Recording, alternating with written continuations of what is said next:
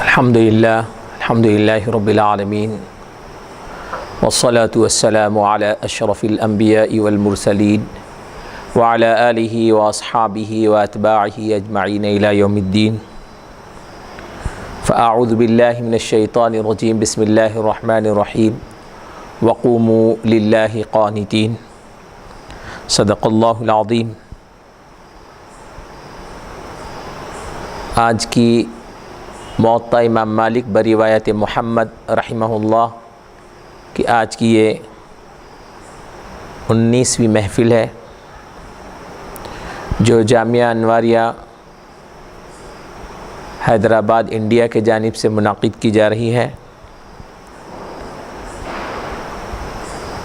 آج کا باب ہے باب نمبر 44 صلاۃ القاعد، بیٹھ کر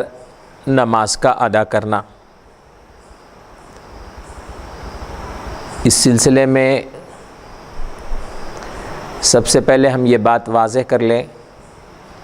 کہ نماز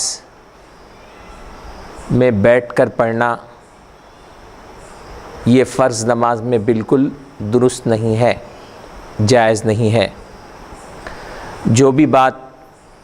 نماز بیٹھ کر پڑھنے کی ذکر کی جا رہی ہے وہ یا تو غیر فرض کی ہے، نوافل کی ہے، یا پھر معذور بیمار لوگوں کی ہے، ورنہ فرض نماز کا قیام فرض ہے، اور اس قیام کو چھوڑ کر نماز اگر ہم ادا کریں گے تو نماز اس کی وجہ سے نہیں ہوگی۔ یعنی کوئی آدمی چلتا پھرتا ہے، قیام کر سکتا ہے، اس کو کوئی عذر اور کوئی تکلیف اور بیماری نہیں ہے، اس کے باوجود وہ اگر فرض نماز امام کے پیچھے بیٹھ کر پڑھے یا تنہا بیٹھ کر پڑھے تو یا امام خود ٹھہر کے پڑھا سکتا ہے، اس کے باوجود وہ بیٹھ کے پڑھا رہا ہے، تو تمام صورتوں میں فرض نماز نہیں ہوگی، اس کو دہرانا پڑے گا۔ ایک بات ہو گئی۔ دوسرا، نفل نمازوں میں بیٹھ کر پڑھنے کی اجازت دی گئی ہے، اور اس کے بارے میں کچھ احکامات بیان کیے گئے ہیں۔ اس میں بھی فرمایا گیا کہ اگر کھڑے رہ کر پڑھیں گے تو زیادہ ثواب ہے، بیٹھ کر پڑھیں گے تو کم ثواب ہے۔ اب کچھ احادیث اور روایات آگے باب میں آئیں گی، تو اس میں سے ایک روایت یہ ہے کہ جب صحابہ اکرام رضی اللہ عنہم اجمعین مکہ مکرمہ سے ہجرت کر کے مدینہ منورہ پہنچے، تو چونکہ یہ لوگ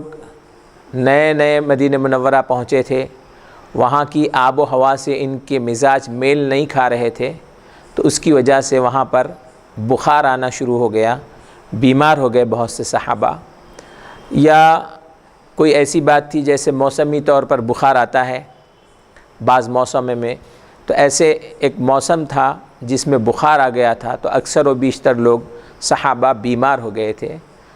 تو اللہ کے رسول صلی اللہ علیہ وسلم جب مسجد میں تشریف لائے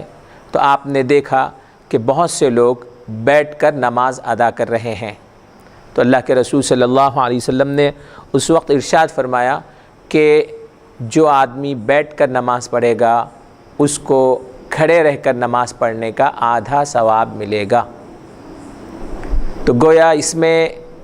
جو حضرات مرض کی وجہ سے، بیماری کی وجہ سے سنت نمازیں، نفل نمازیں بیٹھ کر پڑھ رہے تھے، ان کو ایک طرح کی اجر کے زیادتی کی ان کو ترغیب دی گئی کہ کھڑے رہ کے پڑھیں گے تو اجر زیادہ ملے گا، تو تم میں اگر سکت ہے ٹھہر کے پڑھنے کی نفل اور سنتیں تو وہ بھی ٹھہر کر ادا کرو۔ سکت بلے طاقت، تو یہ مطلب تھا۔ تو پھر صحابہ نے جب یہ حدیث سنی تو پھر بیٹھنے کے بجائے کھڑے رہ کے بھی اکثر و بیشتر جو ٹھہر سکتے تھے انہوں نے ٹھہر کر نفل اور سنت نمازیں بھی ادا کی ہیں۔ تو بہرحال اس سے پتہ چلتا ہے کہ آدمی اگر بیمار ہو یا کوئی اور عذر ہو تو اس کی وجہ سے وہ بیٹھ کر بھی نماز پڑھ سکتا ہے۔ ایک بات۔ دوسری بات یہ ہے ہاں فرض نماز بیمار ہوگا تو بیمار یا مریض ہے تو فرض نماز بھی بیٹھ کر پڑھ سکتا ہے، اور اگر بہت زیادہ مریض ہے کہ وہ بیٹھ کر بھی نہیں پڑھ سکتا ہے، بیٹھنا بھی اس کو مرض کی وجہ سے دشوار ہے، تو وہ لیٹ کر بھی پڑھ سکتا ہے، اشارے سے بھی پڑھ سکتا ہے، لیکن نماز کو اس حال میں بھی نہیں چھوڑنا ہے کہ آپ بیماری کی وجہ سے ٹھہرنے کی طاقت نہیں رکھتے ہیں، ٹھیک ہے، آپ کے لیے قیام معاف ہے، کھڑے رہنا نماز میں معاف ہے، بیٹھ کے پڑھ سکتے ہیں تو بیٹھ کے پڑھیے، اگر بیٹھ کے بھی نہیں پڑھ سکتے ہیں، لیٹ کے پڑھ سکتے ہیں تو بھی لیٹ کے پڑھیے، نماز معاف نہیں ہے۔ اتنے شدید بیمار ہونے کے باوجود بھی نماز معاف نہیں ہوتی، تو اس سے نماز کی اہمیت کا بھی اندازہ ہوتا ہے،